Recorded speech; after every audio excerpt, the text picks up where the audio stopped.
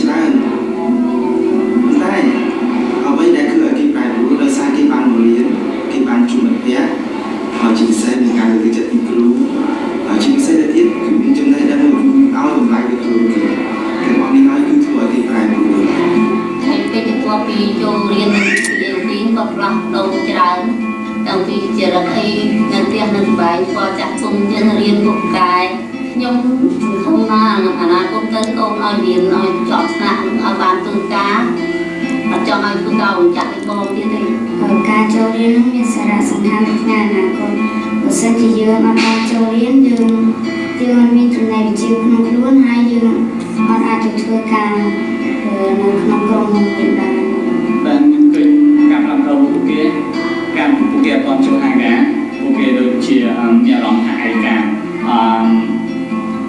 បាត់បង់អ្វីៗទាំងអស់មកទៀតពេលដូចពេលខ្លះគាត់ចូលមកដល់អត់សង្ឃឹមហ្មងគាត់អត់មានអាការថាខ្ញុំខ្ញុំតស៊ូខាងពុកធ្វើអីគាត់មាននិមិត្តថាខាងពុកធ្វើអីគាត់មានសេចក្តីសង្ឃឹមថាគាត់ធ្វើអីទាំងអស់តែចឹងនៅក្នុងពេលដែលគាត់ចូលមកបងខ្ញុំសួរគាត់ខាងមុខអ្នកចង់ធ្វើអីគាត់និយាយថាខ្ញុំអត់ដឹងធ្វើអីប៉ុន្តែឥឡូវពេលយើងសួរគាត់ថាខាងមុខខ្ញុំចង់ធ្វើអីខ្ញុំចង់ខ្លាចជាប្រធានអង្គការខ្ញុំចង់ខ្លាចជាគ្រូបង្រៀនខ្ញុំចង់ខ្លាចជាអ្នកជំនាញខ្ញុំចង់ខ្លាចជាអ្នកភ្លេងគេមាននិមិត្តរបស់ពួកគេថាខាងមុខគេធ្វើអីដូច្នេះខ្ញុំឃើញថាមនុស្សជាសេចក្តីសង្ឃឹមរបស់គាត់ថាពេលគាត់ចូលហាងការគាត់មានសេចក្តីសង្ឃឹមខាងមុខគាត់នឹងមានអនាគតស្គាល់ធ្វើអីដល់ហើយការពីមុនមកចង់ធ្វើជាអ្នកកាត់ដេរដល់ហើយបានខ្ញុំចូលចិត្តចង់ធ្វើជាគ្រូដែរ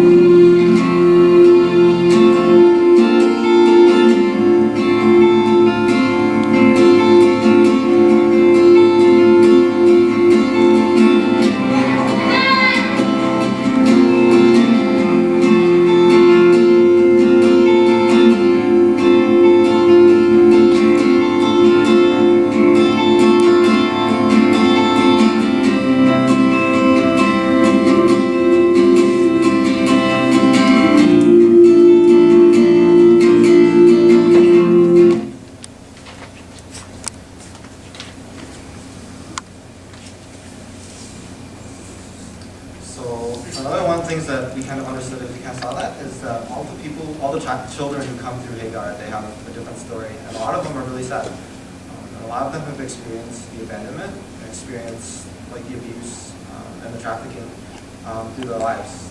And I mean, I guess for me too, from my own personal experience, I mean, I've seen abuse and I've seen kind of abandonment, and I understand the devastation that it does to somebody. And I think that the thing that kind of got me through it was an education, to be able to go to school and to learn and know that there's more than just what I saw at home and more than what I saw with my friends around me. But to be able to be taught otherwise, I think that that's what makes a huge difference. And I think for a lot of these kids, they came into these centers pretty broken. But then they got to see smiles, they got to be happy, get to meet other people who are like them. And I think that's a big thing about getting to meet friends and people who can kind of relate to you. And I think that's another thing that kind of bridges us as people is that we all understand, I'm sure everybody here has felt some sort of abuse or abandonment in some way, shape, or form. And I think that gives us the ability to relate to other people. It might not be in the same degree as some of these kids, or it might be worse. But I think to be able to understand what that feels like and to be able to care for them, that's what bridges us as people.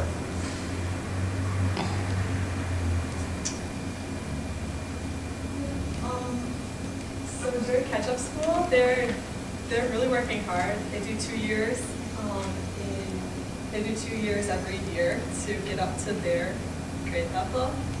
They also have extracurricular activities. So after school community club, they can do music, dance, worship, sports, the arts, which I think is really important to go beyond just your core subject matter, because not everyone is the best at core subject matter, but they also work to bring like all the talents, you know, to really see what these kids what they can become, to try different things, to have experiences, try things extracurriculars. After they are taught up to grade level, they're integrated into Christian or private schools where they can continue to have a slightly sheltered environment, still be in counseling and cared for. It costs about $600 per child to have 1 year either catch-up school or once they're integrated. This covers books, tuition, and transportation to and from school. So here's some stories from Hagar about the students there. And Hagar has made a long-term commitment to them. And especially when these children are rescued, they're brought into the recovery shelters. So the first person. There's a story about Leek. So Leek's sister brought her to the organization and she learned that her father had raped her and had planned to sell her to a karaoke bar. The organization transferred Leek to Hagar's aftercare program. When Leek arrived at Hagar, she felt hopeless and betrayed. She did not trust people. Now at 17, Leek shows great potential for her future. Leek has a house mother that cares for her, she enjoys counseling sessions, and she aspires to study at the university after she finishes high school. Through Hagar's scholarship program, Leek is now studying in grade 8 at Cambodia's Methodist School. And she'd also like to be a translator. I'm going to tell you about this awesome guy named Ricky. Ricky came to live at Hagar foster home when he was 12. As a child, he had been abused by his mother. But when his parents died, Ricky joined other orphan street children. Feeling hopeless and alone, he became addicted to drugs. An organization called World Vision found Ricky on the street and brought him to Hagar's foster care program. He enrolled in catch-up school, where he was able to learn English, math, and learn how to play music. Finishing at the top of his class, Ricky completed high school. With Hagar's support, Ricky has now completed all undergraduate classwork and is studying pediatrics. He says, now that I have the chance to study at medical school, I plan to finish my studies and work to help poor people in the rural areas by providing medical care and treatment. This is my desire for the future. This is Chanty. When Chanty was 6 years old, her mother died, leaving 7 children. Her aunt offered to take her and her sister and sold them to a brothel for $100 each. Chanty lived behind closed doors, fearing she would be asked to go with a man, as other girls had done. After 1 year in the brothel, she was rescued from the brothel and transferred to Hagar. Years later, her sister was located and brought to Hagar. Chanty and her sister live with a foster care family, and they attend school. They receive regular counseling to overcome the trauma, loss, and grief that they experience in some years.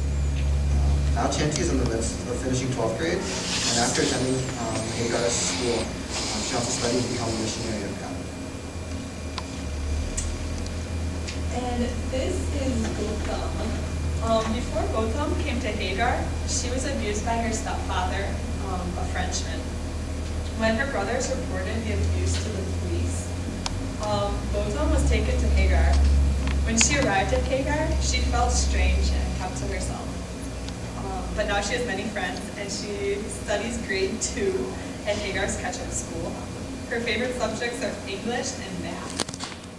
Sometimes Gautam lacks confidence or wishes to play by herself, but on other occasions, she enjoys the company of friends and has bravely performed with the dance team in front of an audience.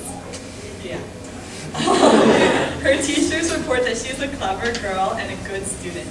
Gautam says, now I'm very happy because I have friends, education, and I get warmth from others. So I think we can all help children like Leek, Ruby, Chanty, and Gautam. And something that our chapter has committed to do is raise $600 so we can provide at least one child for a year of education.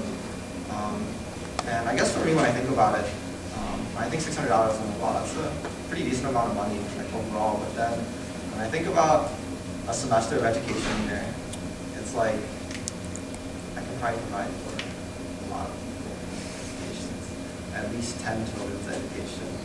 Just with probably my room and board alone. Like, and that's kind of shocking and crazy, but I mean, when I think about it, like if that's only if I give up like my education for somebody else.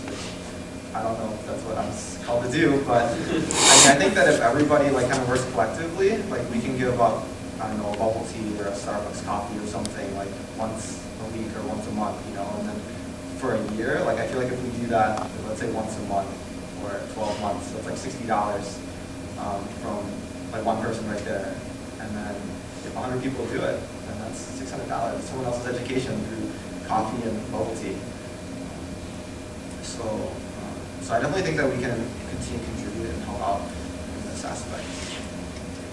Yeah, so we've been doing fundraisers across campus all week long, but this is our event, just explaining what Hagar was. You guys have donation envelopes under your seats right now if you would like to make a donation.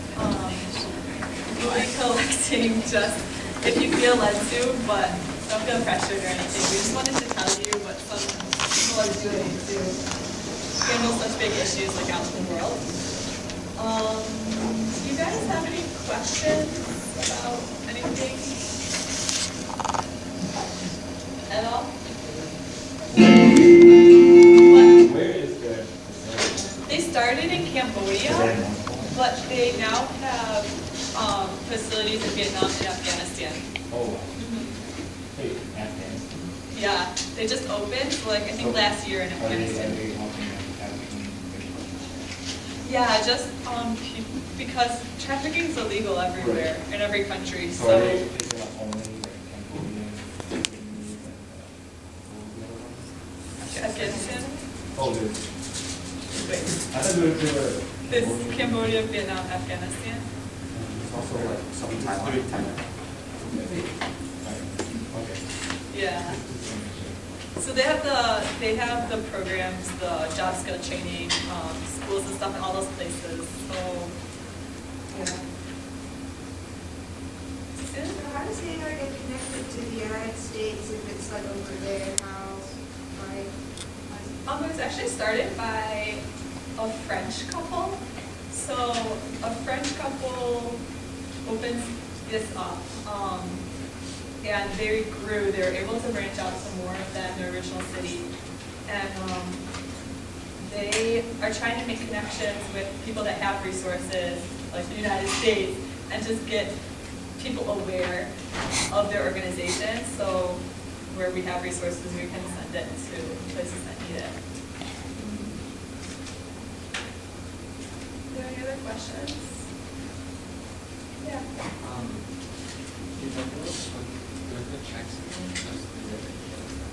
I think those envelopes could be credit card, check. Not put your credit card in it. It could be information. Or cash, or change, or food vouchers. Yeah. It's actually not just Oh, really? No, that's illegal. Never People mind. use the bridge card to buy like marijuana.